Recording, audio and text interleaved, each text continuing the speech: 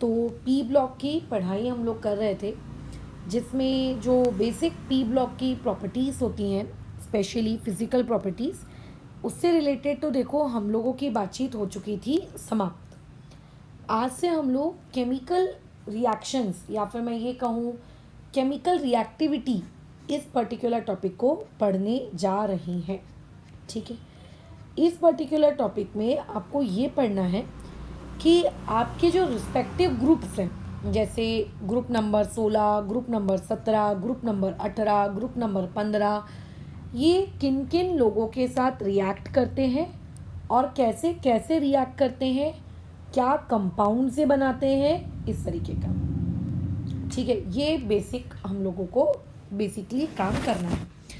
तो सबसे पहले हम लोग इनकी रिएक्टिविटी किसके साथ पढ़ने जा रहे हैं? हाइड्रोजन के साथ। यानी कि अगर आपके पास एक ग्रुप नंबर 15 के एलिमेंट्स हैं, अब तक तो मेरे हिसाब से तुम्हें याद हो जाना चाहिए कि ग्रुप नंबर 15 में कौन कौन से एलिमेंट्स आते हैं, बट फिर भी मान के चलो, आपके पास मान के चलते हैं ग्रुप नंबर 15 के एलिमेंट्स हैं, आपके पास मान के चलते हैं कि ग्रुप नंबर 16 के एलिमेंट्स हैं, आपके पास मान के चलते हैं कि ग्रुप नंबर 17 के एलिमेंट्स हैं, और मान के चलते हैं कि आपके पास ग्रुप नंबर 18 के एलिमेंट्स हैं।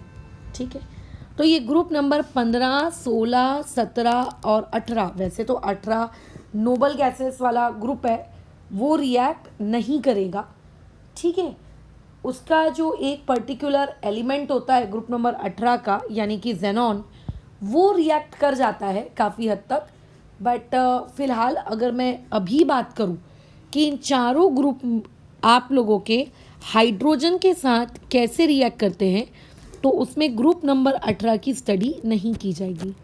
ग्रुप नंबर 18 के जो एलिमेंट्स हैं वो आपके हाइड्रोजन के साथ रिएक्टिविटी नहीं शो करते, वो उनके साथ रिएक्शन नहीं देते हैं। अच्छा, बचता है कौन? ग्रुप नंबर 15, ग्रुप नंबर 16 और ग्रुप नंबर 17। क्या ये हाइड्रोजन के साथ रिएक्ट करते हैं? बिल्कुल, ये हाइड्रोजन के साथ रिएक्ट करते हैं, एकदम रिएक्ट करते हैं। अब देखो, ग्रुप नंबर 15 में जो भी एलिमेंट्स आए, जो भी कोई भी एलिमेंट आए, आखिर उन एलिमेंट्स की जो वैलेंसी होगी वो वैलेंसी तो 3 होगी, है ना। ग्रुप नंबर 16 में जो भी एलिमेंट्स आए उनकी वैलेंसी आखिर होगी तो 2 होगी, और उसके बाद ग्रुप नंबर 17 में जो भी एलिमेंट्स आए उनकी वैलेंसी आखिर तो 1 होगी। इतना तो मानते हो, 1 से ज़्यादा भी हो सकती है, बट मैं मिनिमम की बात करके चल रही हूँ, है ना, इतनी तो होगी ही होगी। खैर, तो ऐसे केस में, और हाइड्रोजन की अगर हम बात करें तो हाइड्रोजन की वैलेंसी तो पूरी दुनिया जानती है कि हाइड्रोजन जब भी किसी नॉन मेटल के साथ कंबाइन होता है, हाइड्रोजन जब भी किसी नॉन मेटल जैसी चीज़ों के साथ कंबाइन हो या मेटल जैसी चीज़ों के साथ कंबाइन हो, तो उसकी वैलेंसी हमेशा 1 होती है, मॉड्यूलस ऑफ 1। क्योंकि अगर वो मेटल के साथ कंबाइन हो रहा है तो हाइड्रोजन की वैलेंसी होती है -1, और अगर वो आपके मेटल्स के साथ कर रहा है तो उसकी वैलेंसी हो जाती है, ऑक्सीडेशन स्टेट हो जाती है +1। खैर, तो वैलेंसी उसकी हमेशा कितनी रहेगी? 1। तो अभी आप खुद सोचिए कि अगर मुझको कभी हाइड्रोजन का ग्रुप नंबर 15 के एलिमेंट्स के साथ कंपाउंड बनाना हो, अब जैसे ग्रुप नंबर 15 का जो पहला एलिमेंट होता है वो क्या होता है? नाइट्रोजन। तो नाइट्रोजन और हाइड्रोजन के बीच में कंपाउंड बनाना हो, तुम्हें लगता है नाइट्रोजन की वैलेंसी 3, हाइड्रोजन की वैलेंसी 1, तो कंपाउंड बन जाएगा NH3। लगता है ना? बिल्कुल लगता है। तो यानी कि ग्रुप नंबर 15 में जो एलिमेंट्स हैं, जब आप इन एलिमेंट्स को, यानी कि अगर मैं एलिमेंट्स को ई सिंबल से इंडिकेट करूं, तो ग्रुप नंबर 15 के जो एलिमेंट्स हैं वो ई एलिमेंट्स हाइड्रोजन के साथ कंबाइन होकर कंपाउंड बनाते हैं, और उन कंपाउंड्स का जो फॉर्मूला होता है, मॉलिक्यूलर फॉर्मूला, वो होता है EH3 टाइप का। अब 1 मिनट रुको, मुझे रॉबी को पानी डालना है, आवाज़ कर रहा है वो। लो दिखाओ बेटा, हटो।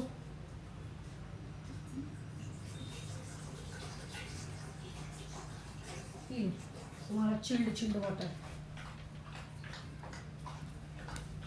ठीक है। समझ रहे हो वो क्या बनाता है? वो EH3 बनाता है। सिमिलरली अगर मैं ग्रुप नंबर 16 का कोई भी एक एलिमेंट उठाकर लेकर आ जाती हूँ, तो ग्रुप नंबर 16 का मान लेते हैं एक एलिमेंट ले लिया मैंने, ऑक्सीजन। ऑक्सीजन की वैलेंसी 2, हाइड्रोजन की वैलेंसी 1, तुम्हें नहीं लगता कुछ इस तरीके का कंपाउंड बनेगा O1H2। अब O1H2 तो खैर हम लिखते नहीं हैं, हम उसको H2O लिखते हैं। यानी कि किस फॉर्मेट का हमारा कंपाउंड बनेगा, हमारा कंपाउंड इस फॉर्मेट का बनेगा कि अगर आप ग्रुप नंबर 16 का कोई भी एलिमेंट ले आओ तो वो एलिमेंट जब हाइड्रोजन के साथ कंबाइन करता है तो हाइड्रोजन के साथ कंबाइन करके वो क्या बनाता है, वो H2E बनाता है। ठीक है, ग्रुप नंबर 16 को लिखते वक्त हम H पहले लिखते हैं और E बाद में लिखते हैं, और ग्रुप नंबर 15 के वक्त E आगे लिख लेते हैं, H पीछे लिख लेते हैं। ये कॉमन प्रैक्टिस है और कुछ नहीं। बाकी तो आप लोगों ने अभी तक जितनी भी केमिस्ट्री पढ़ी है बचपन से लेकर अभी तक, इतनी तो सेंस तुम्हारे अंदर भी डेवलप हो ही गया होगा कि हाँ NH3 और H2O ऐसा लिखा जाता है। ग्रुप नंबर 17 का कोई भी एक एलिमेंट ले लो, जैसे मैं ले लेती हूँ फ्लोरीन। फ्लोरीन की वैलेंसी P1, H की वैलेंसी B1, तो जो कंपाउंड बनेगा वो क्या बनेगा, HF।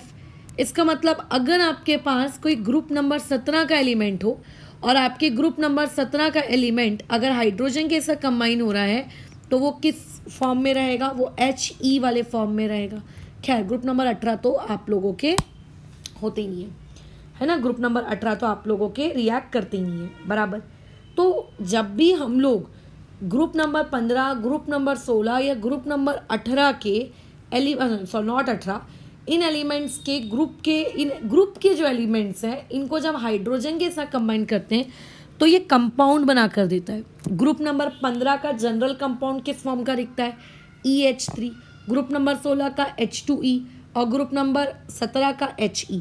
तो बेसिकली मैं ये कहूँ कि P ब्लॉक के जो एलिमेंट्स हैं, या फिर मैं कहूँ एलिमेंट्स प्लस हाइड्रोजन, आप लोगों को क्या मिलता है, एक नया कंपाउंड मिलता है, और इस नए कंपाउंड को हम लोग कहते हैं हाइड्राइड्स। हाइड्राइड्स का मतलब होता है एक ऐसा कंपाउंड जिसमें हाइड्रोजन और एक अदर एलिमेंट इन्वॉल्व हो, खत्म, उन्हें हम लोग हाइड्राइड्स कहते हैं। ठीक है, ओके। तो अब मुझे बताओ, अगर पहला एलिमेंट ग्रुप नंबर 15 का NH3 है तो उसका दूसरा एलिमेंट क्या होगा, PH3, क्योंकि सिर्फ सामने का एलिमेंट बदलेगा। H3 वैसे का वैसे ही कॉमन, वैसे का वैसे ही रहेगा। थर्ड एलिमेंट कौन होता है, आर्सेनिक, तो ये चीज़ कैसी दिखेगी, ये दिखेगी AsH3। उसके बाद नेक्स्ट एलिमेंट क्या होता है, एंटीमनी, तो ये चीज़ कैसी दिखेगी, SbH3। उसके बाद नेक्स्ट एलिमेंट क्या होता है, बिस्मथ, तो ये चीज़ कैसी दिखेगी, BiH3।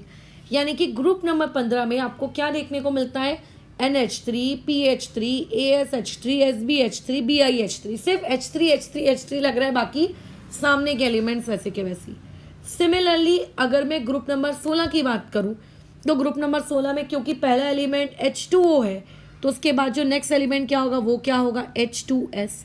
उसके बाद का क्या होगा, H2Se। उसके बाद का क्या होगा, H2Te।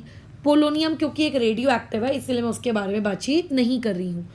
अगर मैं ग्रुप नंबर 17 की बात करूँ, पहला HF है, नेक्स्ट क्या होगा, HCl, नेक्स्ट क्या होगा, HBr, नेक्स्ट क्या होगा, HI, ये इस तरीके का।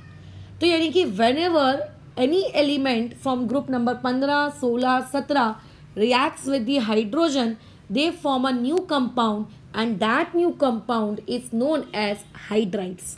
ठीक है, लेकिन सभी के हाइड्राइड्स का फॉर्मेट अलग होता है। ग्रुप नंबर 15 के हाइड्राइड्स का फॉर्मेट क्या है, EH3।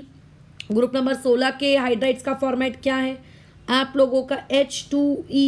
ये इस तरीके से, ठीक है, ये इस तरीके, सबका फॉर्मेट देखना अलग होता है, सबका जो फॉर्मेट होता है, ये फॉर्मेट कैसा होता है, अलग होता है। ठीक है, खैर तो अभी आगे बढ़ते हैं। हमें क्या पढ़ना है, इन हाइड्राइड्स की कुछ प्रॉपर्टीज़ पढ़नी है। कैसी प्रॉपर्टीज़ पढ़नी है, पहले तो हमको ये पढ़ना है कि हाइड्राइड्स जो होते हैं, ठीक है, हाइड्राइड्स जो होते हैं आप लोगों के, ये पर्टिकुलर हाइड्राइड्स की स्टेबिलिटी क्या है, मतलब कौन सा हाइड्राइड ज़्यादा स्टेबल है, कौन सा हाइड्राइड कम स्टेबल है। दूसरा हमें जो पढ़ना है, इनके बॉन्ड एंगल्स के बारे में पढ़ना है, ठीक है, कि किसके बीच में कितना बॉन्ड एंगल होगा वगैरह वगैरह। तीसरा हमको ये पढ़ना है कि आप लोगों के पास जो हाइड्राइड्स है, उन हाइड्राइड्स में से सबसे ज़्यादा एसिडिक नेचर का कौन होगा। ये सारी डिस्कशंस, ये सारे बातचीत, ये सारे पॉइंट ऑफ हम लोगों को करने हैं, है ना। इसके अलावा हमें ये पढ़ना है कि मेल्टिंग पॉइंट या फिर बॉइलिंग पॉइंट डिपेंड कि वो पर्टिकुलर चीज़ सॉलिड है, डिपेंड कि वो पर्टिकुलर चीज़ आप लोगों की लिक्विड है, उसके बेसिस पर, है ना, उसके बेसिस पर ये हमें पैटर्न पढ़ना है। ठीक है, ये पैटर्न हम लोगों को पढ़ना है। तो ये बेसिकली हम लोगों की आज की क्लास की कहानी रहेगी। ठीक है, तो चलो शुरू करते हैं। सबसे पहले शुरू करते हैं हम लोग ग्रुप नंबर 16 से। ठीक है, क्योंकि ग्रुप नंबर 16 बोर्ड एग्जाम्स में भी है और ग्रुप नंबर 17 भी है। ग्रुप नंबर 15 महाराष्ट्र बोर्ड के तो एटलीस्ट बोर्ड एग्जाम्स में नहीं है, तो इसीलिए उसको हम लोग आखिरी में पढ़ेंगे, ताकि जिन लोगों का ऐसा एम है कि नहीं हमको तो सिर्फ बोर्ड तक की ही कहानी सुननी है, वो अपने कान बंद कर सकें ताकि।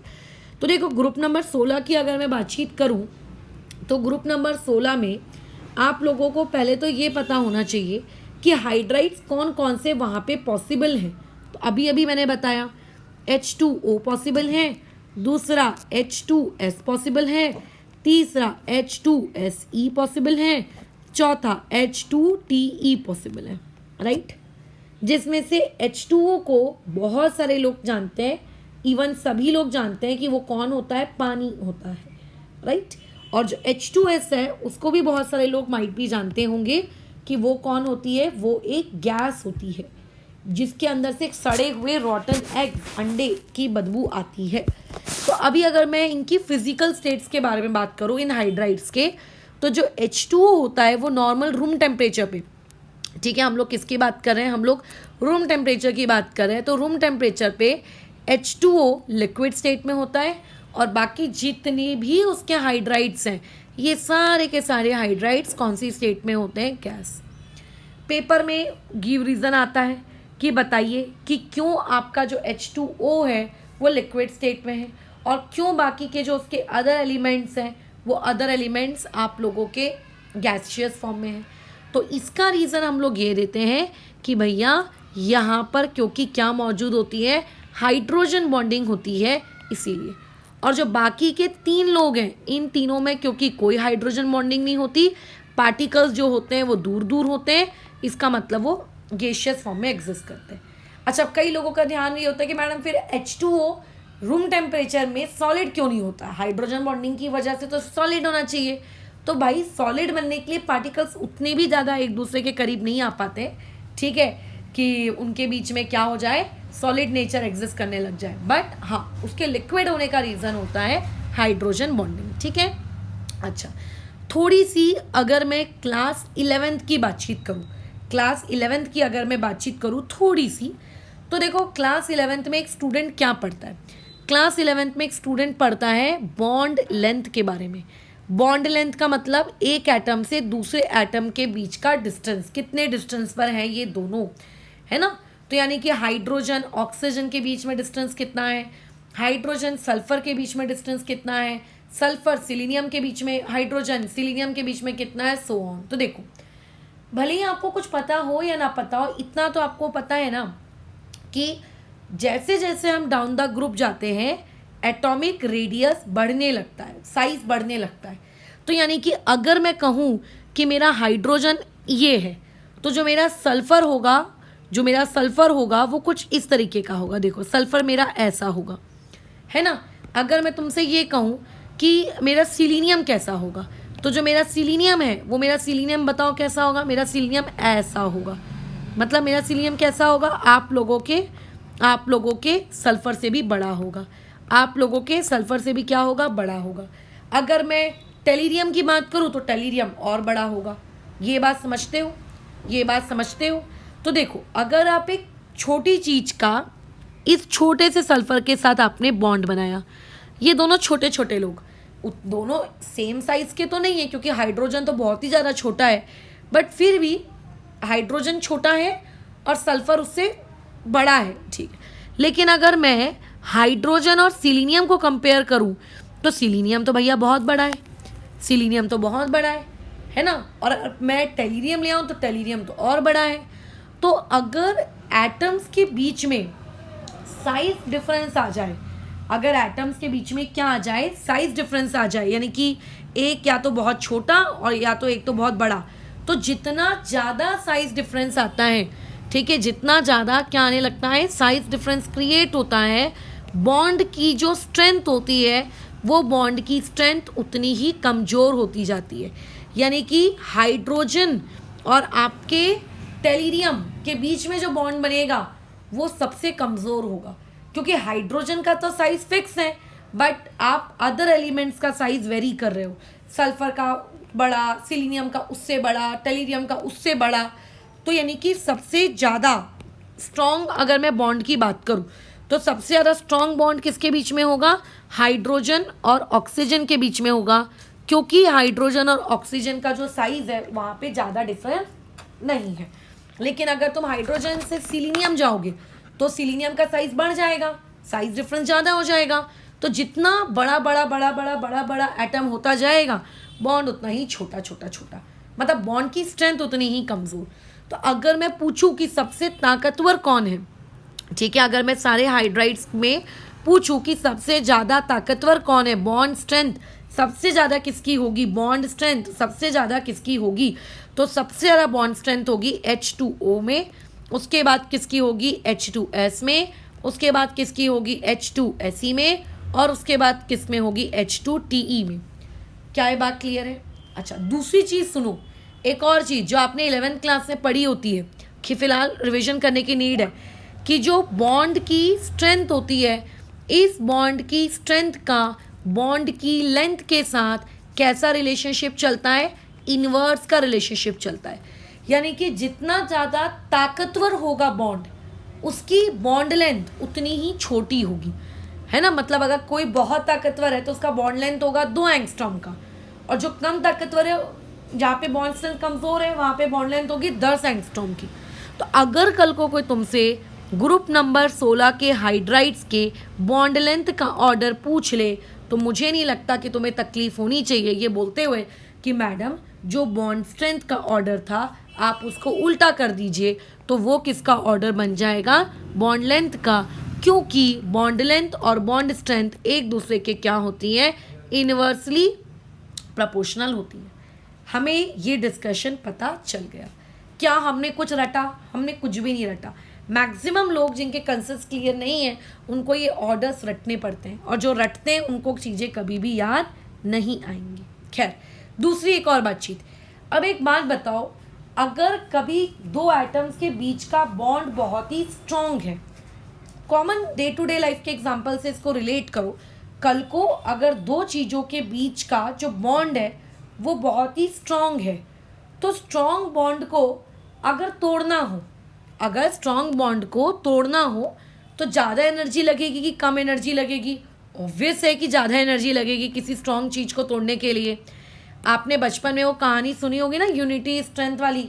एक किसान अपने 4 बेटों को बुलाता है, लकड़ी तोड़ने को देता है। सब लोग सिंगल सिंगल लकड़ी बहुत आसानी से तोड़ देते हैं। फिर गठरी तोड़ने को देता है, फिर बोलता है कि अब तोड़ कर दिखाओ, तो वो नहीं तोड़ पाते। फिर वो उनको शिक्षा देता है, यूनिटी स्ट्रेंथ, लाइक राइट, वैसा ही। यानी कि बॉन्ड जितना ज़्यादा ताकतवर होगा, उस बॉन्ड को तोड़ने के लिए जो बॉन्ड डिसोसिएशन एनर्जी है, मतलब जो एनर्जी चाहिए, वो उतनी ही क्या होगी? ज़्यादा होगी। अब बताओ सबसे ज़्यादा बॉन्ड स्ट्रेंथ किसकी है? आपके H2O की।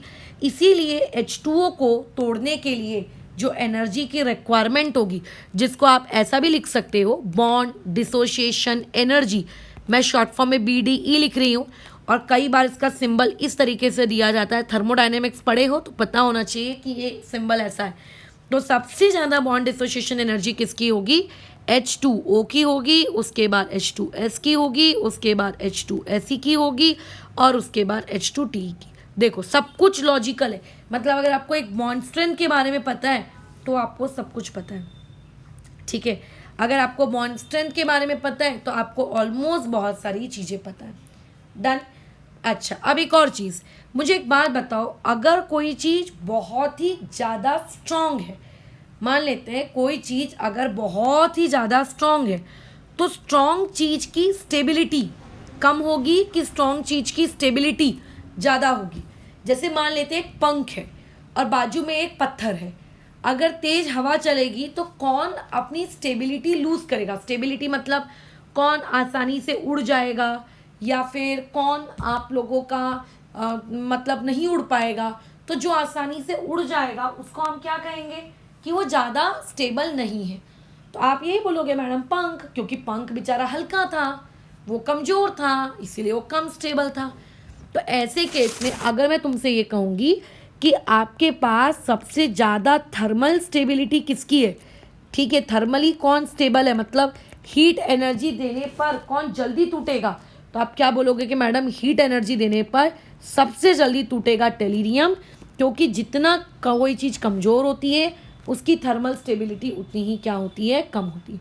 ठीक है, मतलब थर्मल स्टेबिलिटी सबसे ज़्यादा किसकी हुई, थर्मल स्टेबिलिटी सबसे ज़्यादा हुई H2O की, उससे कम H2S की, और उससे कम H2Se की, और सबसे कम H2Te की। यानी कि टेलीरियम आपका बहुत ही आसानी से बोलो क्या हो जाएगा, टूट जाएगा। अच्छा, अगर सोचो H2S टूट गया मतलब उसका H अलग हो गया, H अलग हो गया और S अलग हो गया। टूटने का मतलब यही होता है, कांच नहीं कि जैसे कांच कैसे टुकड़ों में टूट जाता है, वैसा नहीं। टूटने का मतलब यहाँ पर यह होता है कि जो उसके अंदर एटम्स हैं वो अलग अलग हो रहे हैं। ठीक है, तो एक बात बताओ, सबसे आसानी से कौन टूटेगा, H2Te है जो सबसे आसानी से टूटेगा, आसानी से टूटेगा, है ना, आसानी से टूटेगा। क्यों, क्योंकि ये थर्मली कम स्टेबल है, क्योंकि इसके बीच का जो बॉन्ड का लेंथ है वो बहुत ज़्यादा है और बॉन्ड बड़ा ही कमज़ोर है। अब जो चीज़ आसानी से टूट जाती है, जो चीज़ आसानी से टूट जाती है वो चीज़ टूट गई, उसने अपने अंदर से टूट कर बोलो क्या दिया, उसने अपने अंदर से टूट कर हाइड्रोजन दिया। और तुम लोगों ने क्योंकि आयोनिक इक्विलिब्रियम पढ़ा है तो तुम्हें पता होना चाहिए, अगर कोई चीज़ अपने अंदर से हाइड्रोजन दे रही है मतलब वो कौन सा कैरेक्टर शो कर रही है, वो एक एसिडिक कैरेक्टर शो कर रही है ना। हाइड्रोजन देने का मतलब अकॉर्डिंग टू अरेनियस यही होता है ना, एसिडिक कैरेक्टर शो करना। मतलब जो चीज़ जितने जल्दी हाइड्रोजन देगी वो चीज़ उतनी ज़्यादा क्या होगी, एसिडिक होगी। बराबर, जैसे मान लेते हैं तुम भी एक एसिड हो, मैं भी एक एसिड हूँ, तुम्हारे पास भी हाइड्रोजन है, मेरे पास भी हाइड्रोजन है, लेकिन तुम अपना हाइड्रोजन जल्दी दे देते हो H+ के फॉर्म में, मैं नहीं देती हूँ। तो गुड एसिड किसे कहा जाएगा, तुमको, क्योंकि तुमने अपने हाइड्रोजन को लूज किया। तो हाइड्रोजन को लूज करने वालों को बेसिकली हम एसिड कहते हैं, और जो हाइड्रोजन को लूज नहीं करते या लेट करते हैं वो लोग कम एसिडिक होते हैं। तो अभी मुझे बताओ, जो चीज़ आसानी से टूटेगी इसका मतलब तो यही हुआ ना कि उसके अंदर से बहुत ही ज़्यादा जल्दी H+ क्या है, रिलीज हो जाएगा। और अगर उसके अंदर से H+ रिलीज हो गया इसका मतलब वो क्या है, वो एक अच्छा एसिड है, क्योंकि एसिड की तो डेफिनेशन ही यही होती है कि जो H+ रिलीज करे, जो H+ रिलीज करे।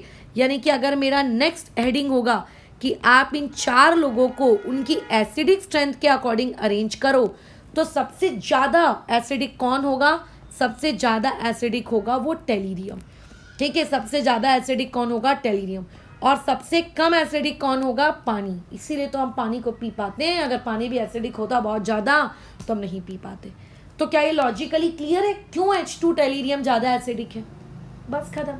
अच्छा, कई बार पेपर वाले ये भी पूछ लेते हैं कि मैडम आप बेसिक स्ट्रेंथ के अकॉर्डिंग अरेंज करो। तो देखो, जैसे डे का अपोजिट होता है नाइट, गुड का अपोजिट होता है बैड, वैसे ही एसिडिक और बेसिक ये एक दूसरे के अपोजिट हैं। यानी कि ये अगर टेलीरियम सबसे ज़्यादा एसिडिक है तो ये कॉमन सेंस की बात है कि टेलीरियम जो है वो बेसिक कैसा होगा, कम होगा। ऐसा पॉसिबल ही नहीं है कि टेलीरियम हाईली एसिडिक भी है और हाईली बेसिक भी है। तो मैं क्या करती हूँ, दोनों ऑर्डर याद नहीं रखती कि एसिडिक का भी गधे जैसे ऑर्डर याद रखा है, बेसिक का भी गधे जैसे ऑर्डर याद रखा है। मैं क्या करती हूँ, एक का ऑर्डर याद करती हूँ। जैसे मुझे भी कौन सा ऑर्डर याद है, मुझे आपके एसिडिक का ऑर्डर याद है, बराबर, मुझे किसका ऑर्डर याद है, एसिडिक का ऑर्डर याद है, राइट। अच्छा, और मैंने उसका उल्टा कर दिया तो मेरे को क्या पता चल गया, आप लोगों का मुझे बेसिक का ऑर्डर पता चल गया। ठीक है, क्या एक बात क्लियर है, समझ में आ रहा है कैसे कर रहे हैं। चलो एक और टॉपिक, रिड्यूसिंग नेचर। अब ये रिड्यूसिंग नेचर का मतलब क्या होता है, रिड्यूसिंग प्रॉपर्टी का मतलब क्या होता है। तो देखो, जब आप 10th क्लास में थे, ठीक है, अच्छा, तो आप लोगों ने ऑक्सीडेशन, रिडक्शन ये सब पढ़ा होगा। वैसे तो 11th में भी पढ़ा है बट 10th में तो पढ़ा ही होगा।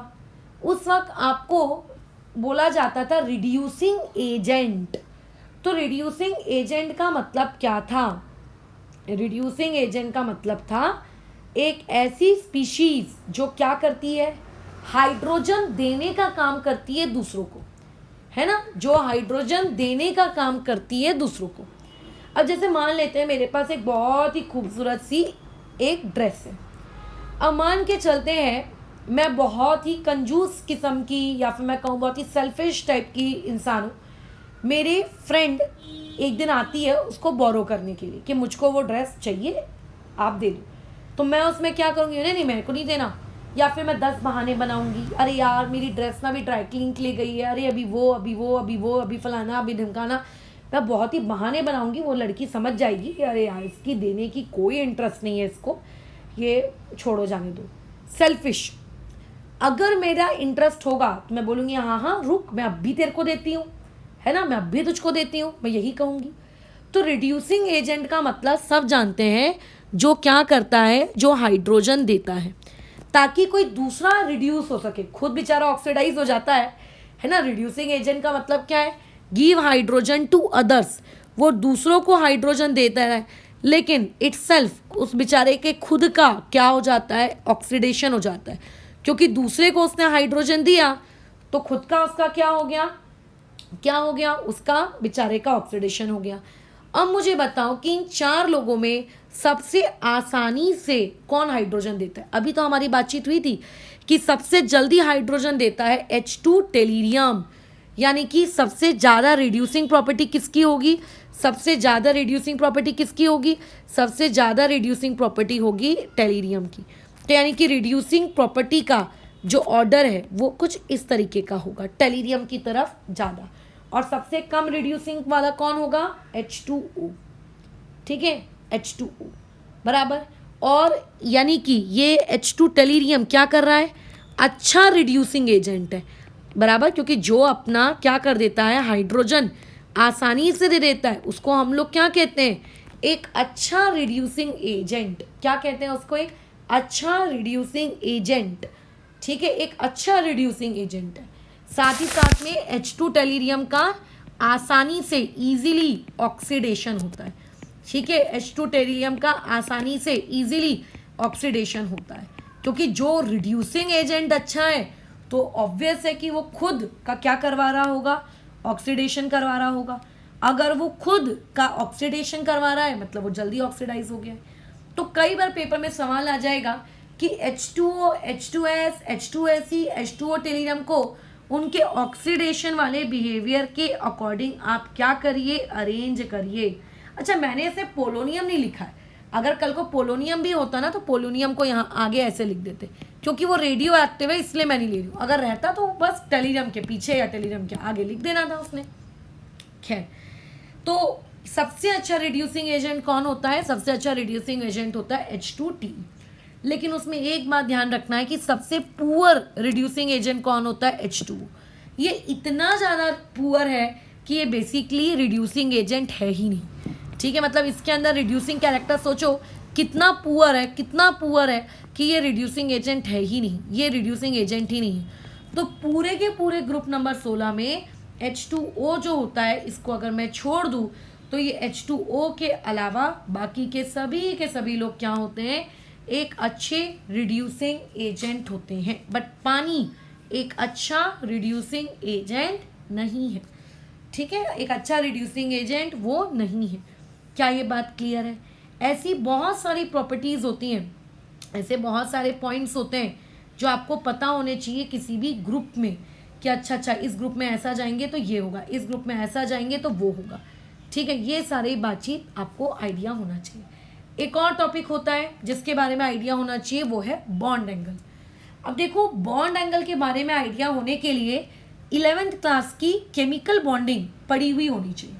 आपको पता होना चाहिए VSEPR थ्योरी क्या होती है, आपको पता होना चाहिए VBT थ्योरी क्या होती है, आपको lone pair repulsion, bond pair repulsion, lone pair bond pair repulsion, मतलब इनडायरेक्टली किसका बॉन्ड एंगल छोटा होगा, किसका बॉन्ड एंगल बड़ा होगा, इससे रिलेटेड जो भी जानकारी होती है, इससे रिलेटेड जो भी जानकारी होती है, उस जानकारी के लिए जो कंसेप्ट होते हैं 11th क्लास के, वो आपको आने चाहिए।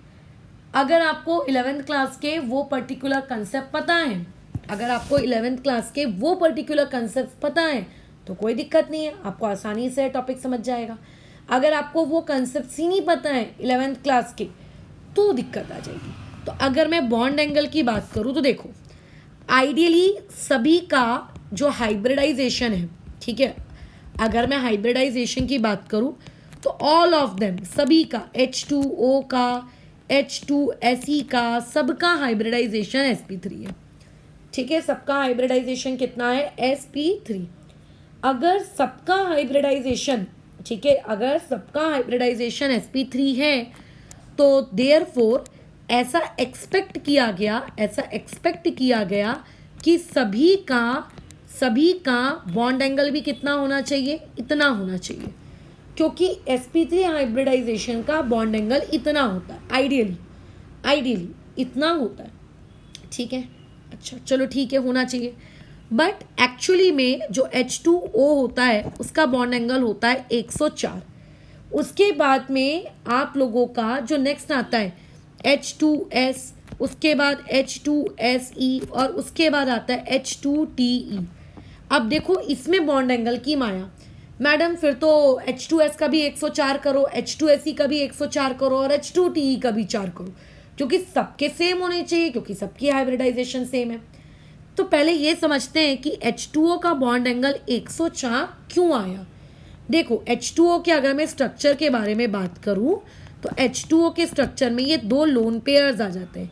क्या आ जाते हैं? ये लोन पेयर्स आ जाते हैं। इन लोन पेयर्स की वजह से बॉन्ड एंगल 109 के बदले क्या हो जाता है? 104। 109 वाला बॉन्ड एंगल तब पॉसिबल है जब आपके पास पूरे के पूरे 4 के 4 बॉन्ड्स हो और 0 लोन पेयर हो, तब 109 होता है। और H2O के स्ट्रक्चर में बॉन्ड तो सिर्फ 2 ही है और लोन पेयर भी 2 हैं, तो ये 2 लोन पेयर की वजह से बॉन्ड एंगल 109 ना होते हुए ये बॉन्ड एंगल कितना हो गया? 104। अच्छा, फिर मैडम H2S का स्ट्रक्चर ड्रॉ करिए। तो देखो H2S का स्ट्रक्चर भी ऐसे का ऐसा ही दिखता है, कोई चेंज नहीं है। H2Se का स्ट्रक्चर भी ऐसे का ऐसा ही दिखता है, कोई चेंज नहीं है। अच्छा, मतलब सब में 2-2 बॉन्ड और सब में 2-2 लोन पेयर। मैंने बोला हाँ। तो वो स्टूडेंट क्या बोलता है कि अरे ऐसे में तो फिर बॉन्ड एंगल भी सेम होना चाहिए, है ना, क्योंकि अगर सभी के इसमें यही बॉन्ड्स हैं, 2 बॉन्ड 2 लोन पेयर, तो अगर इसका बॉन्ड एंगल 104 है तो इन बाकियों का भी 104 ही होना चाहिए। तो मैंने कहा नहीं। उसने पूछा क्यों? तो मैंने कहा कि देखो भैया, यहाँ पे बीच में ऑक्सीजन है, यहाँ पे उससे बड़ा सल्फर है, यहाँ उससे बड़ा सिलीनियम है और यहाँ उससे भी बड़ा कौन है? टेलीरियम है। तो यानी कि बीच में जो सेंट्रल एंगल है, सेंट्रल एंगल का साइज बढ़ रहा है। तो ध्यान रखना, अगर सेंट्रल एंगल का साइज बढ़ता है, अगर सेंट्रल एंगल का जो साइज है अगर वो बढ़ता है तो बॉन्ड एंगल घटता है। वो बोलेगा ओ, तो इसका मतलब आप लोगों का H2S जो है उसमें बॉन्ड एंगल 104 से कम होगा। मैंने बोला हाँ, मैंने बोला यस 104 से कम होगा। तो मैंने उसने बोला अच्छा चलो ठीक है मैडम, समझ गया, ये रूल है ना। मैंने बोला हाँ ये रूल है।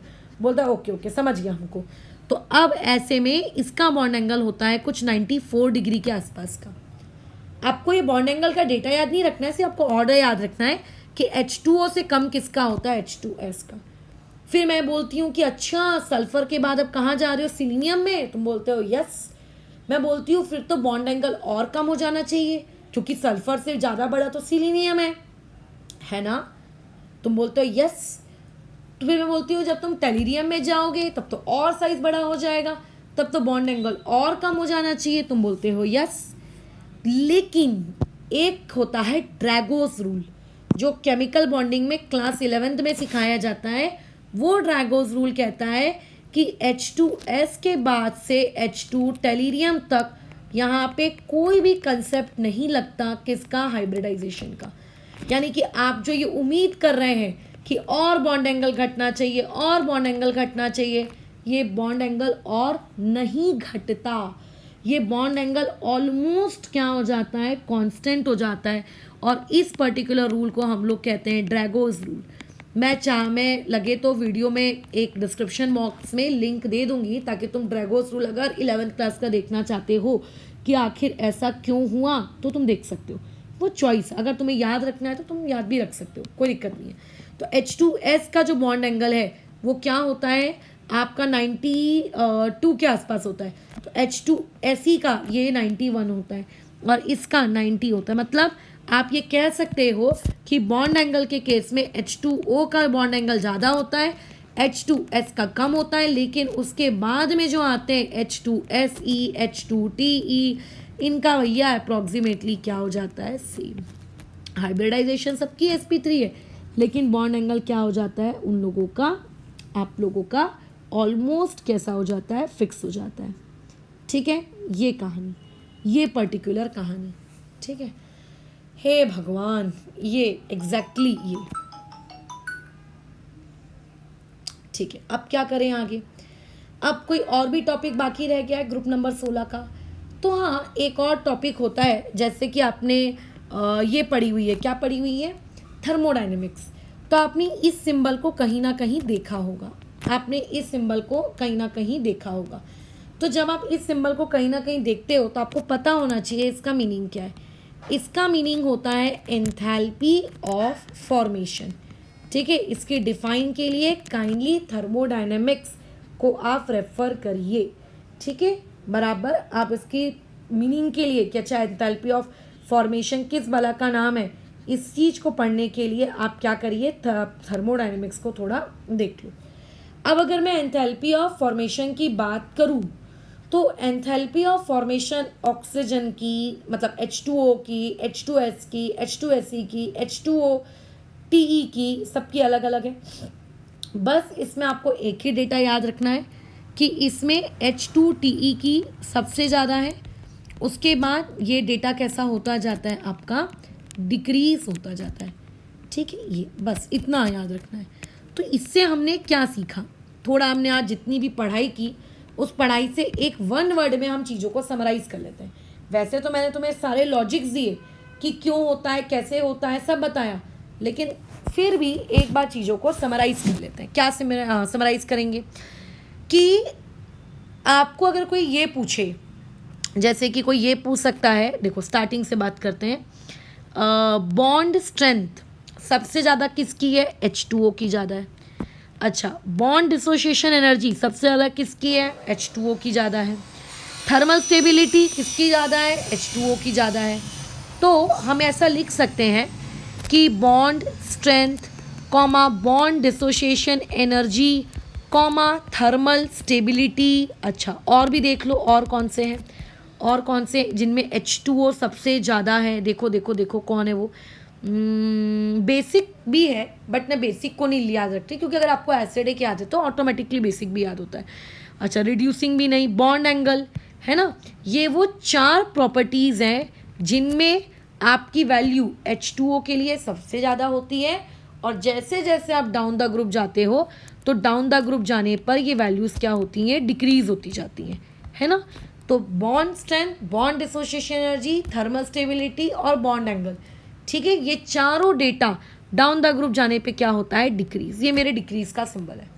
लेकिन इसी के उलट अगर मैं बोलूँ रिड्यूसिंग एजेंट वाली प्रॉपर्टी, कि कौन एक अच्छा रिड्यूसिंग एजेंट है, एसिडिक नेचर वाली प्रॉपर्टी है ना, और उसके अलावा बॉन्ड लेंथ वाली प्रॉपर्टी, ये वो प्रॉपर्टीज़ हैं हाइड्राइड्स के केस में जो डाउन द ग्रुप जाने पर इंक्रीज होती है। मतलब जिनके लिए उनका H2TE क्या होगा, उनके लिए उनका मैक्सिमम कौन होगा, H2TE, और डिक्रीज होती है, इसका मतलब क्या होता है कि उनके लिए उनका H2O ये क्या होगा, मैक्सिमम। बराबर, मैंने रीजंस के साथ समझाया है कि वो क्यों होता है, कैसे होता है, बट आपको अगर याद रखना हो कि अच्छा डाउन द ग्रुप जाने पे क्या क्या इंक्रीज होता है, तो ध्यान रखना रिड्यूसिंग एजेंट, एसिडिक नेचर और बॉन्ड लेंथ। ठीक है, और बॉन्ड लेंथ, बाकी सब डिक्रीज होता है। बाकी सब में अब जो भी आया उसको डिक्रीज में डाल दो। हमने लॉजिकल रीजंस दिए हैं एक एक एक एक एक एक चीज़ के एक्सप्लेनेशन के, ठीक है, बट आपको पेपर में ये लॉजिकल एक्सप्लेनेशन देने की माइट भी नीड ना पड़े, आपको सिर्फ अरेंज करने को बोला जाए कि आप अरेंज करो। हाँ, अब एक डेटा है जो थोड़ा सा फैक्चुअल है, वो फैक्चुअल डेटा देखो आपको याद रखना पड़ेगा, ठीक है, क्योंकि अगर आप उस डेटा को याद नहीं रखोगे तो वो सवाल कैसा बनेगा नहीं, ठीक है, वो बनेगा नहीं, क्योंकि ये डेटा एक्सपेरिमेंटली बेस्ड है। इस पर्टिकुलर डेटा को निकाला गया एक्सपेरिमेंट से और फिर तुम्हारे सामने लाया गया है और इसमें एक्सेप्शन है, ठीक है, इसमें एक्सेप्शन है। क्या है वो डेटा? एक डेटा है मेल्टिंग पॉइंट का और एक डेटा है बॉइलिंग पॉइंट का। यानी कि अगर मैं आपसे ये कहूँ कि मेरे पास H2O है, H2SE है, H2TE है और H2 क्या नाम है PO है, जो भी है उनका आप मेल्टिंग पॉइंट और बॉइलिंग पॉइंट के अकॉर्डिंग अरेंजमेंट करो। मेल्टिंग पॉइंट और बॉइलिंग पॉइंट के अकॉर्डिंग अरेंजमेंट करो तो देखो कॉमन सेंस है, मेल्ट कौन होते हैं? जो सॉलिड होते हैं, है ना, जो सॉलिड होते हैं। हर चीज़ को सॉलिड बनाया जा सकता है, जैसे पानी फ्रिज में रखो सॉलिड बन जाएगा, वैसी H2S ये मैं मानती हूँ कि एक गैस है, बट इसको भी क्या किया जा सकता है, आपके सॉलिड में कन्वर्ट किया जा सकता है। अगर मैं सबको सॉलिड में कन्वर्ट कर दूं तो सबसे ज़्यादा मेल्टिंग पॉइंट होगा H2O का, उससे कम मेल्टिंग पॉइंट होगा H2TE का, उससे कम होगा H2SE का और सबसे कम होगा H2S का। ये पूरा रैंडम डेटा है, पूरा रैंडम, मतलब डाउन द ग्रुप जाने पे इंक्रीज हो रहा है या डिक्रीज हो रहा है, ऐसा कोई पैटर्न ही नहीं है। ऑक्सीजन के बाद टेलीरियम आ रहा है, टेलीरियम के बाद सिलीनियम आ रहा है, सिलीनियम के बाद सल्फर आ रहा है, सब कुछ ऊपर नीचे ऊपर नीचे ऊपर नीचे चल रहा है। और बॉइलिंग पॉइंट के केस में भी यही सेम होता है। अगर बॉईल करने की बारी आई तो अगर H2S को एक लिक्विड में कन्वर्ट कर दिया, फिर भी सबसे ज़्यादा बॉइलिंग पॉइंट H2O का होगा, उसके बाद टेलीरियम का होगा, उसके बाद सिलीनियम का होगा और सबसे कम किसका होगा? H2S का होगा। तो ये डेटा आपको थोड़ा याद रखना पड़ेगा कि in case of boiling point and in case of melting point नीचे जाने पे डिक्रीज होता है, नीचे जाने पे इंक्रीज होता है। ऐसा कोई भी रेगुलर पैटर्न आपको देखने को नहीं मिलेगा। आपको याद रखना है कि वहाँ पे ऑक्सीजन के बाद टेलीरियम, टेलीरियम के बाद सिलीनियम और सिलीनियम के बाद सल्फर, ये पैटर्न आता है, ये एक पैटर्न आता है। ये पर्टिकुलर क्वेश्चन, ऐसे ही पर्टिकुलर क्वेश्चन CET वगैरह में पूछे जाते हैं। और एक स्टूडेंट जो ये सोचता है कि मेल्टिंग पॉइंट और बॉइलिंग पॉइंट का भी कोई रेगुलर डेटा होगा, तो इनका कोई रेगुलर डेटा नहीं होता है, ठीक है, कोई रेगुलर डेटा नहीं। एक बार टेक्स्ट बुक की चार्ट के साथ हम इस पर्टिकुलर चीज़ को टैली कर लेते हैं। देखो जो जो मैंने अभी पढ़ाया, मैंने यही कहा मेल्टिंग पॉइंट और बॉइलिंग पॉइंट में सबसे ज़्यादा कौन होगा? ऑक्सीजन। तो देखो सबसे ज़्यादा वैल्यू ऑक्सीजन की है, उससे कम वैल्यू टेलीरियम की है, उससे कम वैल्यू सिलीनियम की है और सबसे कम वैल्यू किसकी है? सल्फर की, ठीक है। यानी कि मेल्टिंग पॉइंट और बॉइलिंग पॉइंट के केस में hydrides, please focus on the one, hydrides मतलब उन एलिमेंट्स को हाइड्रोजन के साथ कंबाइन कर रहे हैं, तो उनके हाइड्राइड्स में सबसे ज़्यादा कौन होगा? H2O, उससे कम कौन होगा? H2TE, उससे कम कौन होगा? H2SE और उन सबसे कम होगा H2S। ये थोड़ा रिमेंबर, ये याद करने वाला डेटा है, क्योंकि इसमें down the group increase, down the group increase ऐसा कुछ भी नहीं है, ये रैंडम है। ये रैंडम वैल्यू को याद रखना पड़ेगा। बॉन्ड लेंथ के बारे में मैंने क्या बताया था कि जैसे जैसे आप नीचे जाएंगे बॉन्ड लेंथ इंक्रीज होगी। देखो चेक करो, 96, 134, 46, 169, मतलब डाउन द ग्रुप जाने पर ये वैल्यू क्या हो रही है? इंक्रीज हो रही है। तो इस डेटा को रट्टा मारने की ज़रूरत नहीं है, बस इतना ही याद रखो कि जितना जितना जितना जितना नीचे जाएंगे बॉन्ड लेंथ उतनी ही बढ़ती जाएगी। फिर मैंने क्या कहा था कि बॉन्ड लेंथ ज़्यादा होती है, इसका मतलब बॉन्ड कमज़ोर है, और जो बॉन्ड कमज़ोर होता है वो आसानी से टूट जाता है ना। तो देखो सबसे आसानी से कौन टूटा, ये देखो। कैसे पता मैडम? देखो ना बाजू में एनर्जी की वैल्यू दी है कि इस बॉन्ड को तोड़ने के लिए सिर्फ 238 किलो जूल पर मोल की एनर्जी लगी।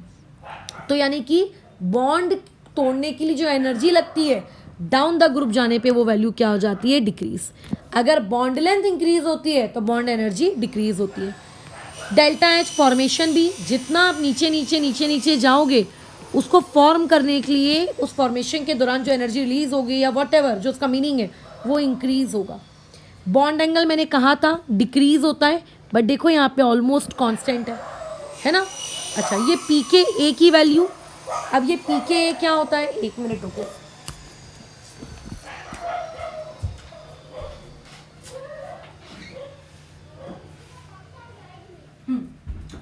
पी के ए का मतलब क्या होता है, आयोनिक इक्विलिब्रियम पढ़ा है ना। पी के ए का मतलब किसी भी चीज़ की एसिडिक स्ट्रेंथ को मेजर करने के लिए जो हम स्केल यूज़ करते हैं, p H, p O H, p K b, ये बेसिकली वो है ना। तो जो चीज़ जितनी ज़्यादा एसिडिक होती है, ध्यान रखना, एसिडिक स्ट्रेंथ का पी के ए वैल्यू के साथ इन्वर्सली प्रोपोर्शनल होता है। यानी कि अगर कोई चीज़ बहुत ज़्यादा एसिडिक है तो उसकी पी के वैल्यू उतनी ही कम होती है, ठीक है, उसकी पी के ए वैल्यू उतनी ही कम।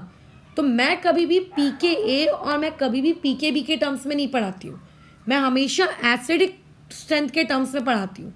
तो अगर किसी की एसिडिक स्ट्रेंथ बहुत ज़्यादा है और कल को आपको इसी को बोला जाए कि जाओ इसको पी के ए के टर्म्स में अरेंज करो, तो आप पहले उसको एसिडिक स्ट्रेंथ के टर्म्स में अरेंज कर लीजिए, आंसर को उल्टा कर दीजिए, पी के ए के टर्म्स में आ जाएगा। तो बताइए सबसे ज़्यादा पी के ए किसका होगा, सबसे ज़्यादा पी के ए इसका होगा, है ना। ऐसे वैसे ही मैं कभी बेसिक स्ट्रेंथ भी नहीं पढ़ाती, मैं बहुत कम, ऑर्गेनिक की बात अलग है, बट मैं हमेशा एसिडिक के चीज़ों के टर्म्स में चीज़ों को अरेंज करती हूँ। उल्टा कर देने से आंसर बेसिक वाला आ जाता है, ठीक है। मैं ऐसा नहीं करती कि एसिडिक भी पढ़ा रहे हैं बेसिक भी पढ़ा रहे हैं, कोई एक पढ़ा दो दूसरा ऑटोमेटिकली आ जाता है, तो दूसरा पढ़ाने की नीड ही नहीं है, ठीक है। तो वैसे ही अगर बेसिक के लिए जो वर्ड यूज़ होता है, बेसिक के लिए वर्ड पी के ए यूज़ नहीं होता, बेसिक के लिए वर्ड यूज़ होता है पी के बी। तो अगर आपको एसिडिक का ऑर्डर पता है, उल्टा करो, बेसिक का ऑर्डर पता चल जाएगा। अगर आपको पी के बी का ऑर्डर चाहिए तो बेसिक को उल्टा करो तो पी के बी का मिल जाएगा। तो पी के बी का क्या ऑर्डर होगा, पी के बी का ऑर्डर हो जाएगा ये ऐसे। तो यही सेम चीज़ तुम्हारे बुक वाले ने उस पर्टिकुलर बुक में पी के ए लिखा है।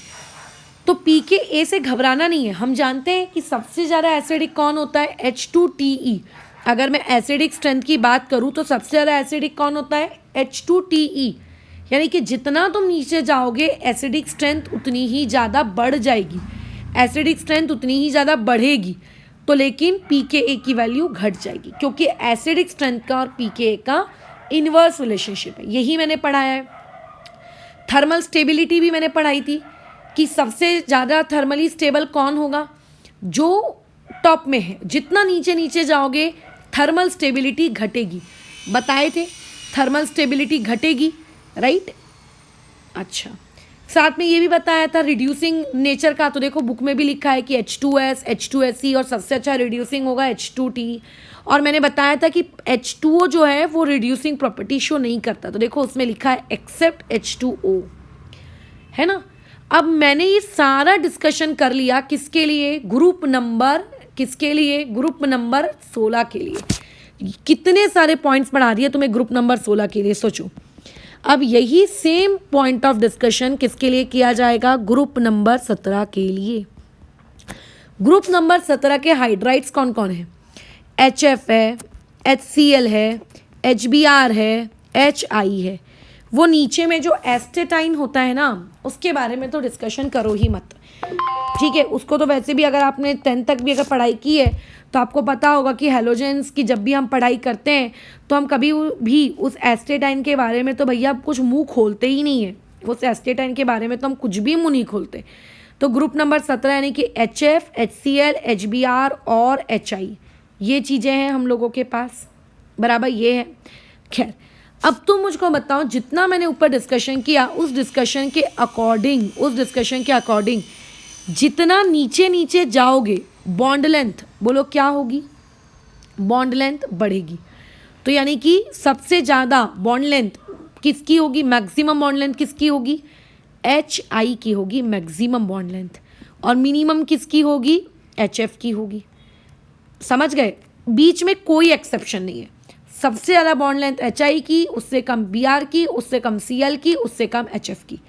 अगर कहीं एक्सेप्शन होगा तो मैं बता दूंगी, ठीक है। जितना नीचे जाओगे बॉन्ड स्ट्रेंथ कम होती जाती है, मतलब सबसे ज़्यादा स्ट्रॉन्ग बॉन्ड किसका होगा, HF का, ठीक है। और सबसे कमज़ोर बॉन्ड किसका होगा, HI का। जितना जितना नीचे आप जाते हो, ठीक है, उतना अच्छा। अगर कोई बॉन्ड बहुत ही स्ट्रांग है तो उसको तोड़ने के लिए जो डेल्टा एच डिसोसिएशन लगता है वो भी क्या होगा, ज़्यादा। तो सबसे ज़्यादा एनर्जी किसको देनी पड़ेगी तोड़ने के लिए, एच एफ को, और सबसे कम किसको देनी पड़ेगी, एच आई को। अगर कोई बॉन्ड बहुत ही स्ट्रांग है तो उसकी थर्मल स्टेबिलिटी के बारे में अगर मैं बात करूँ, उसकी स्टेबिलिटी के बारे में, उसकी थर्मल स्टेबिलिटी के बारे में, तो वो चीज़ उतनी ही ज़्यादा क्या होगी, स्टेबल, क्योंकि उसका बॉन्ड क्या है, स्ट्रांग है ना, क्योंकि उसका बॉन्ड क्या है, स्ट्रांग है, इसलिए उसकी थर्मल स्टेबिलिटी क्या होगी, ज़्यादा होगी। उसकी थर्मल स्टेबिलिटी क्या होगी, ज़्यादा होगी, बराबर। तो बताओ सबसे ज़्यादा थर्मल स्टेबिलिटी किसकी होती है, सबसे ज़्यादा थर्मल स्टेबिलिटी होती है आपके एच एफ की, और सबसे कम किसकी होती है, इसकी। अगर कोई तुमसे एसिडिक स्ट्रेंथ के बारे में पूछे कि सबसे ज़्यादा एसिडिक स्ट्रेंथ किसकी है, तो एक बात बताइए, सबसे आसानी से कौन टूट रहा है, देखो जिसकी थर्मल स्टेबिलिटी कम है, या फिर मैं कहूँ जिसकी बॉन्ड स्ट्रेंथ कम है, इसका मतलब ये होता है ना कि वो पर्टिकुलर स्पीशीज़ आसानी से टूट जाएगी, इसका मतलब ये आसानी से टूटेगा।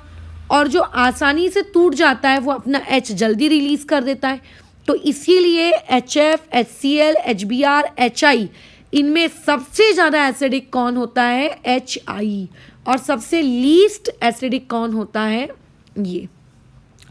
कल को हो सकता है आपको पी के ए वैल्यू के अकॉर्डिंग भी अरेंज करने को कह दे, हो सकता है कल को आपको पी के ए वैल्यू के अकॉर्डिंग भी अरेंज करने को कह दे, तो मैं कुछ पी के ए के लिए नहीं लिखवा रही हूँ तुमको, क्योंकि कॉमन सेंस है। अगर आपको एसिडिक स्ट्रेंथ के अकॉर्डिंग अरेंजमेंट करना आता है तो आप उसका उल्टा कर दीजिए, पी के ए का ऑर्डर आ जाएगा। आप उसका एसिडिक स्ट्रेंथ का उल्टा कर दीजिए, आपको बेसिक का ऑर्डर मिल जाएगा। तो पी के ए का ऑर्डर याद करने की ज़रूरत नहीं है, एसिडिक बस याद होना चाहिए कि सबसे ज़्यादा एसिडिक कौन है और सबसे कम बेसिक कौन है, ठीक है। ये कहानी थी। बताओ, एक पर्टिकुलर ग्रुप को हमने पढ़ लिया डिटेल में प्रॉपर रीजंस के साथ, और बाकी ग्रुप में भी वही सेम लॉजिक हमने अप्लाई कर दिए।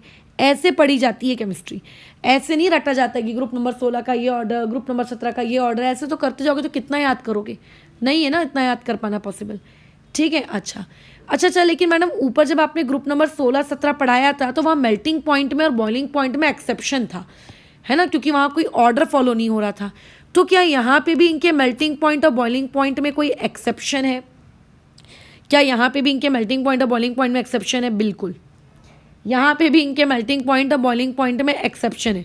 बल्कि कम से कम पिछले केस में ये तो अच्छा था कि जो मेल्टिंग पॉइंट का ऑर्डर था वही सेम बॉइलिंग पॉइंट का भी ऑर्डर था पिछले केस में, ग्रुप नंबर 16 में। बट ग्रुप नंबर 17 में H F, H C L, H B R, H I, इनका जो मेल्टिंग पॉइंट का ऑर्डर है वो अलग है और बॉइलिंग पॉइंट का जो ऑर्डर है वो अलग है। खैर, मैं मेल्टिंग पॉइंट का बताती हूँ। सबसे ज़्यादा मेल्टिंग पॉइंट होता है एच आई का। मैक्सिमम लोगों को तो लग भी रहा था कि हाँ भाई एच आई का ही होगा, क्यों, क्योंकि एच आई का बॉन्ड तो सबसे स्ट्रांग होता है। लेकिन जिसका बॉन्ड सबसे कमज़ोर होता है, ऐसा लोगों को लग रहा था, वो होता है एच एफ। बल्कि एच आई से कम मेल्टिंग पॉइंट होता है एच एफ का, और उसके बाद एच बी आर का, और उसके बाद एच सी एल का। तो ऐसे लोगों को मैं बता दूँ, कभी भी मेल्टिंग पॉइंट या बॉइलिंग पॉइंट को बॉन्ड की स्ट्रेंथ के अकॉर्डिंग अरेंज नहीं करना चाहिए। आपने सॉलिड स्टेट पढ़ा है ना, सॉलिड स्टेट में पैकिंग होती है, पैकिंग के अकॉर्डिंग उसका मेल्टिंग पॉइंट और बॉइलिंग पॉइंट जो भी है वो डिसाइड होता है। और पैकिंग तो हम देख नहीं पाते हैं, इसीलिए इसके ऑर्डर को बॉन्ड स्ट्रेंथ के अकॉर्डिंग याद मत रखिए, ये डेटा आपको याद रखना पड़ता है, यही इसकी सबसे बेकार चीज़ है। और बॉइलिंग पॉइंट के बारे में बात करूँ तो बॉइलिंग पॉइंट में बस फ़र्क इतना आता है, एच एफ आगे आ जाता है, एच आई उसकी जगह चलाता है। मतलब बेसिकली दोनों अपनी जगहों को इंटरचेंज कर लेते हैं। सबसे ज़्यादा बॉइलिंग पॉइंट एच एफ का होता है, उससे कम बॉइलिंग पॉइंट एच आई का होता है, और बाकी पीछे के ऑर्डर में कोई फ़र्क नहीं पड़ता, ठीक है। बाकी पीछे के ऑर्डर में कोई फ़र्क नहीं पड़ता। तो जो केमिस्ट्री पढ़ने वाला स्टूडेंट है वो चीज़ों को कैसे याद रखेगा कि अगर मैं H2O, H2SE, H2O टेलिनियम या सिलीनियम के मेल्टिंग पॉइंट और बॉइलिंग पॉइंट का डिस्कशन कर रहा हूँ, तो जो मेल्टिंग पॉइंट का आंसर होगा वही बॉइलिंग पॉइंट का भी होगा ग्रुप नंबर 16 के लिए, उनके हाइड्राइड्स के लिए। और वो ये पैटर्न याद रख लेगा, ऑक्सीजन, उसके बाद टेलिनियम, उसके बाद सिलीनियम, और सबसे आखिरी में सल्फर। पहले ऑक्सीजन, फिर सेलिनियम, और बीच में टेलिनियम और सिलीनियम। लेकिन जो ग्रुप नंबर 17 का है उसमें मेल्टिंग पॉइंट और बॉइलिंग पॉइंट में अंतर है। बस वो क्या याद करेगा, किसी एक को याद रखेगा। रिमेंबर एनीवन, इसमें से आप किसी एक को याद रखो, ठीक है, इनमें से आप किसी एक को याद रखो, और जब दूसरे को लिखने की बारी आई तो फॉर सेकेंड वन, मतलब दूसरे को याद रखने की ज़रूरत ही नहीं है, पोजीशन इंटरचेंज कर दो, ठीक है, पोजीशन इंटरचेंज, यानी कि HF आगे HI पीछे, इस तरीके का। तो किसी एक को याद रखो, लेकिन ये याद रखना पड़ता है। आज सोचोगे कि बिना याद रखे काम बन जाए तो वो पॉसिबल नहीं है, चीज़ें याद रखनी पड़ती हैं। और खैर अभी तो हम लोग सिर्फ हाइड्राइड्स की बात कर रहे हैं कि अगर हाइड्राइड्स के साथ होता तो, है ना, अगर हाइड्राइड्स के साथ होता तो उसकी बातचीत चल रही है। अभी तो हमने इस पॉइंट पे बातचीत की ही नहीं कि अगर वो हेलोजेंस के साथ रिएक्ट कर जाता या ऑक्सीजन के साथ रिएक्ट कर जाता, उनके बारे में तो किसी ने मुंह खोला तक नहीं है अपना। देख लो एक बार चार्ट में, जो मैंने बताया है वही इस चार्ट में फॉलो भी हो रहा है। सबसे ज़्यादा मेल्टिंग पॉइंट किसका है, HI का, उससे कम HF का, और फिर Br और Cl का। बॉइलिंग के केस में HF आगे आ गया और HI एक स्टेप पीछे चला गया। आप चेक कर सकते हो। साथ ही साथ में ये चीज़ें लोग रट लेते हैं कि चलो रट लो, देखो कि सबसे ज़्यादा एसिडिक स्ट्रेंथ किसकी होगी, रट लो, ये ऑर्डर रट लो, बट क्या इसको ऑर्डर रटने की नीड है। सबसे कमज़ोर बॉन्ड किसका है, HI का, तो अगर वो सबसे कमज़ोर है तो वो सबसे आसानी से क्या कर देगा, वो सबसे आसानी से क्या कर देगा, वो सबसे आसानी से अपना H दे देगा। तो ऑब्वियस है कि एसिडिक स्ट्रेंथ सबसे ज़्यादा किसका हुआ, एसिडिक स्ट्रेंथ सबसे ज़्यादा HI का हुआ, है ना। फिर मैंने ये भी बताया था कि बॉन्ड डिसोसिएशन एनर्जी जो होती है वो किसको सबसे ज़्यादा लगती है, जो बॉन्ड सबसे ज़्यादा ताकतवर होता है। तो सबसे ताकतवर बॉन्ड कौन है, HF, तो देखो ये बुक वाले ने भी लिख कर दिया है।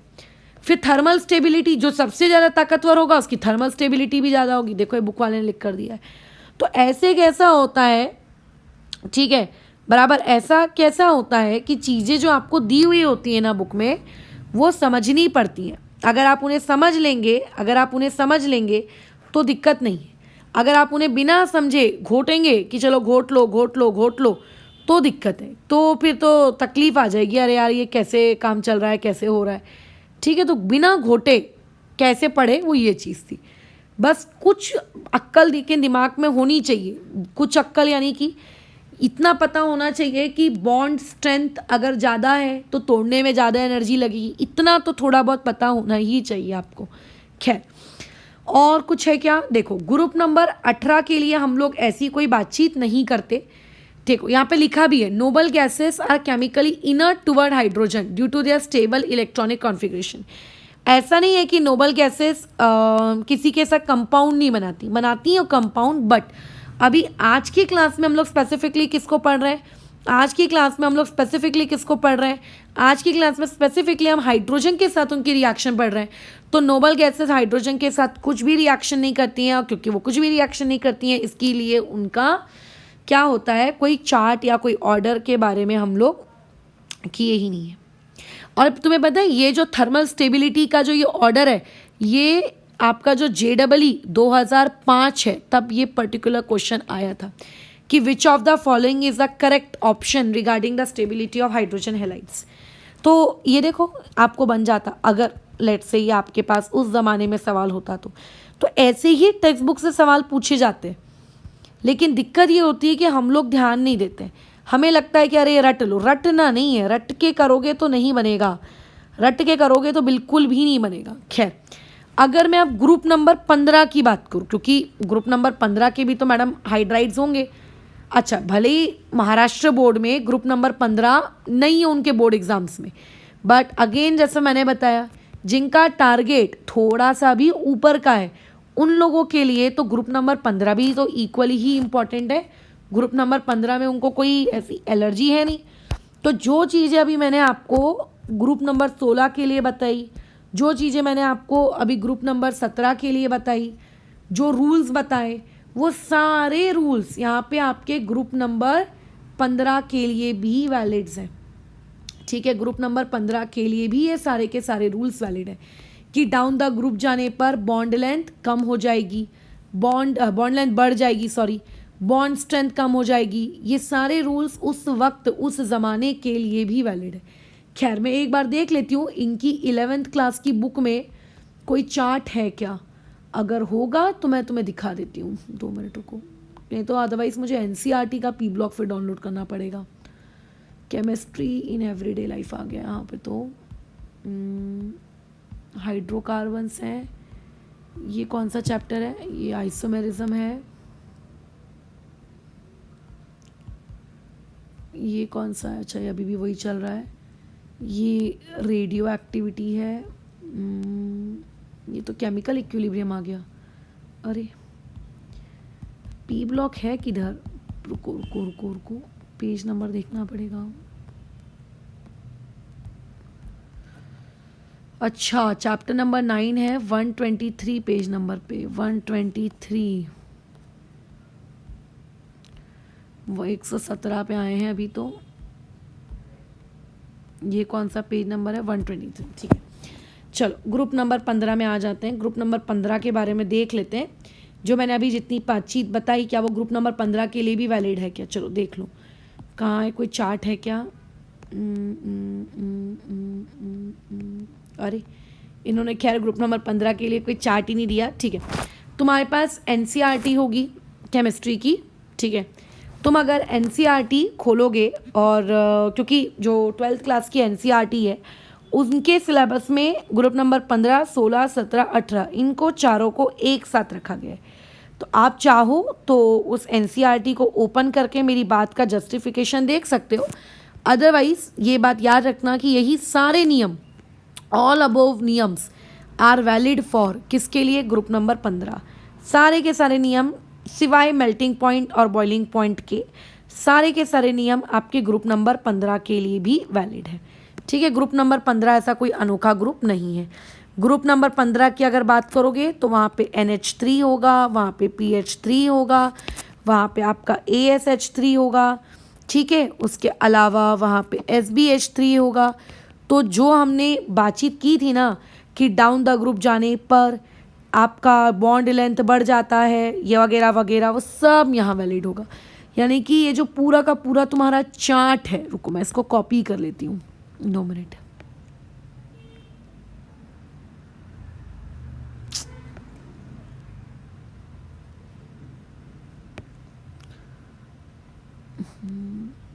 अरे ये कॉपी नहीं हो रहा है। ठीक है, हो गया। यही सारा का सारा चार्ट आप ग्रुप नंबर 15 के लिए भी उतार सकते हो कि जितना जितना हम नीचे जाएंगे बॉन्ड लेंथ उतना बढ़ेगा। खैर बिस्मथ के लिए हम लोग हाइड्राइड्स नहीं बनाते हैं क्योंकि वो बातचीत नहीं करते हैं।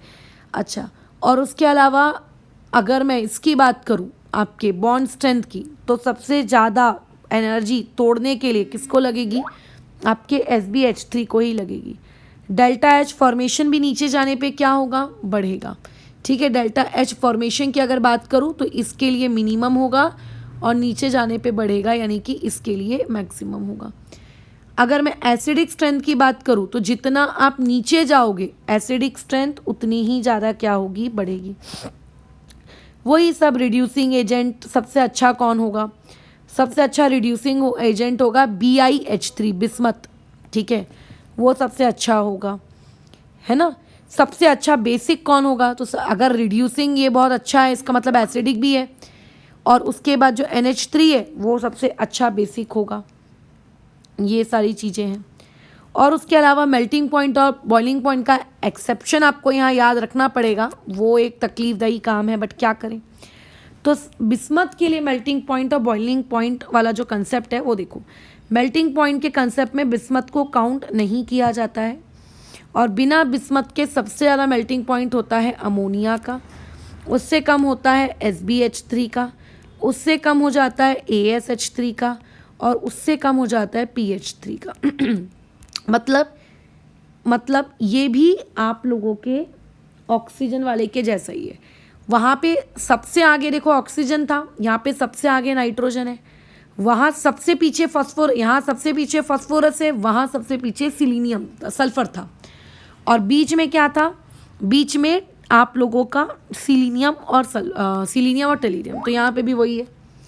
बॉइलिंग पॉइंट की अगर बात करें, ठीक है, अगर बॉइलिंग पॉइंट की बात करें तो यहाँ पे बहुत बड़ा वेरिएशन मिल जाता है। सबसे आगे आ जाता है बिस्मथ, उसके बाद आ जाता है SbH3, ठीक है, उसके बाद अगेन टपक जाता है अमोनिया, उसके बाद सबसे आ जाता है AsH3 और उसके बाद आता है PH3। इतना याद रखिएगा कि आखिरी में हमेशा PH3 को ही आना है, सेकेंड लास्ट में हमेशा AsH3 को ही आना है। जो वेरिएशन होगा वो यहाँ पर होगा, बस ये वेरिएशन का पॉइंट है। इतना पैटर्न तो कम से कम याद रख लो, क्योंकि MCQ के जो सवाल होते हैं उसमें कई बार हमको एग्जैक्ट ऑर्डर याद नहीं होता है, बट हम ऑप्शंस की मदद से गलत ऑर्डर को रूल आउट कर सकते हैं। यानी कि अरे मैंने तो पढ़ा था कि बॉइलिंग पॉइंट में सबसे कम PH3 होता है, अरे इस ऑप्शन में तो PH3 को बीच में रख दिया है, अच्छा तो ये ऑप्शन तो नहीं हो सकता। सही ऑप्शन क्या है वो नहीं पता, गलत ऑप्शन हम ढूंढ रहे हैं, फिर एक एक एक एक ऐसे ही इसी की मदद से हम गलत ऑप्शन ढूंढते जाते हैं, फिर आखिरी में जो बच जाता है उसको हम बोलते हैं कि हाँ हाँ हाँ करके तुम सही ऑप्शन हो। तो इसके लिए पता होना चाहिए कि किसकी पोजीशन हमेशा फिक्स है और किसकी वेरी कर रही है, ठीक है। चलो, तो यहाँ पे हमने तीनों ग्रुप्स के हाइड्राइड्स और उनके पैटर्न्स को एक बार स्टडी कर लिया। ग्रुप 18 में कोई हाइड्राइड्स नहीं होते हैं, इसलिए उनकी पढ़ाई नहीं करेंगे। अभी नेक्स्ट क्लास में, जैसे आज की क्लास में हमने क्या पढ़ा कि अगर आपके पास ये एलिमेंट्स हाइड्रोजन के साथ रिएक्ट करें तो क्या होगा। अभी हमें क्या पढ़ना है कि अगर यही सारे एलिमेंट्स किसके साथ रिएक्शन करते हैं, अगर यही सारे एलिमेंट्स की रिएक्शन ऑक्सीजन के साथ होती है या फिर हेलोजेंस के साथ होती है तो क्या प्रोडक्ट होगा, उनकी थर्मल स्टेबिलिटी, उनकी रिएक्टिविटी, ये सब कुछ, ठीक है। ओके, तो फिलहाल अभी आज की क्लास को यहाँ